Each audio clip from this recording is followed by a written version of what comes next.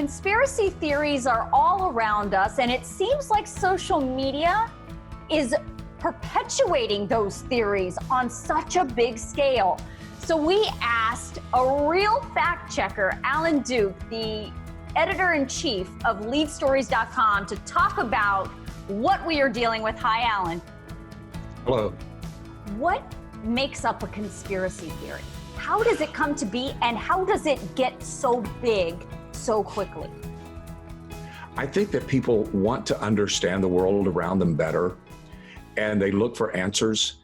And if they can't understand why it's happening, they will accept a theory about it that seems to fit their bias already, their preconceived notions about the world and about what explains what's happening. We've always had these conspiracy theories. I can tell you, they go way back, back to Elvis is still alive. He didn't die. Or John F. Kennedy was not really assassinated. He was still alive. Those were back in the 60s and the 70s.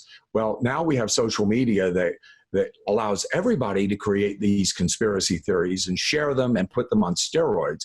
And sometimes in just a day or two, these things go around the world rather quickly when they're based in absolutely nothing but somebody's imagination. Tell me how obviously you are not going to give away the secrets of how your technology works, but sure I will. Oh, great. Well, then how do you find if a conspiracy, how do you trace it back when it gets so big? How do you trace it back to the source and say that's not right or that is right? Well, there are a lot of tools for it. Some of them are the ones we've developed. There's also a thing called the Google search, which is a very good way of doing it. But the thing is, like this thing between your ears, the brain, use your brain. Ask questions. Does this source seem credible? Does this make sense? Is it too crazy to be believed? Well, then it's probably not to be believed.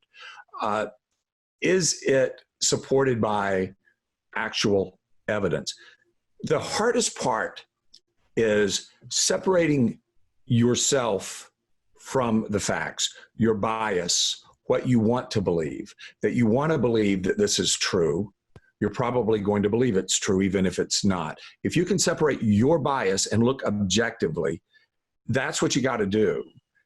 Be an open mind in order to really decide if it's true or not. Yeah, that's the best tool. That would imply, though, that people have to take a step further than just reading the headline. You've got they need to read the story. What'd you say? Read the story. A lot of people will share something without reading the story. The worst thing, though, is when there's no story, when it's just an image, a meme. This is the new horrible way of disinformation spreading, the meme that's just maybe 15, 20, 30 words that make a statement that have no support in fact, and maybe with an image or not. And people see it and they say, yeah, that makes sense, and they share it. But there's never any truth behind it. And the only way you're going to know it's true is if you think about it and do a little research, or if you see one of our fact checks. Right. There's some good news on this, though. Tell me. I believe that there is more awareness of this because of your show and because of a lot of people becoming more aware that just because it's trending doesn't mean it's true. That's been our motto now since we started more than 5 years ago. Just because somebody's sharing it on their timeline doesn't make it true. Tell me about the role that conspiracy theories play in our country. Oh, in politics, it's big, if that's what you're talking about. I want to talk about why. Why is it so big, and what is the role that continually feeds it? I think there's fear of the future and the unknown, and there's a distrust of what's happening now because they don't understand it or they fear losing control of it. So we're living in unprecedented times, and people are seeking answers.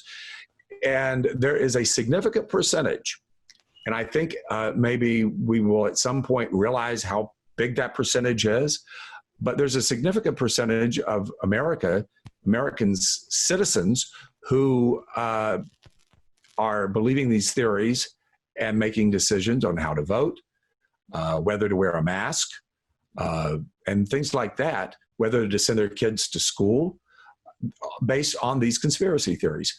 These conspiracy theories can be deadly. They can kill you. There are people, I believe, who are dead today because they bought into some of them.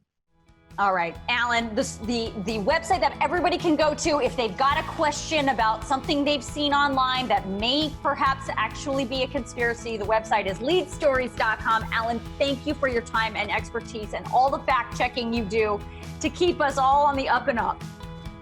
Thank you.